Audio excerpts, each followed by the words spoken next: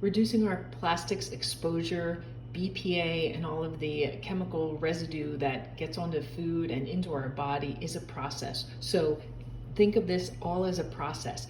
One of the easy steps is beginning to switch from plastic containers to glass. Glass is just such a great tool. They even have some really nice stainless steel food containers if you're concerned about seal and traveling with some food items. So that's a really good, important step.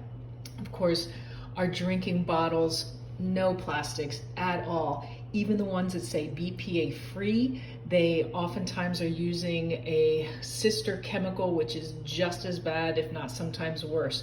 This is a glass bottle that has a little insulation around it, stainless steel as well. So really, nobody should be drinking out of plastic bottles or BPA-free bottles.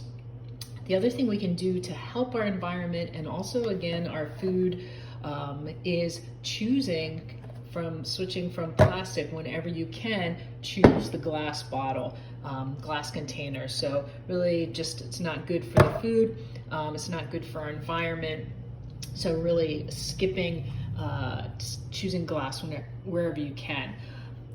And another little handy thing, silicone may be challenging a little bit for the environment, so I'm not saying, go crazy on silicone, but it certainly is better than using some cling wrap. I also a lot of times will just use a plate to cover.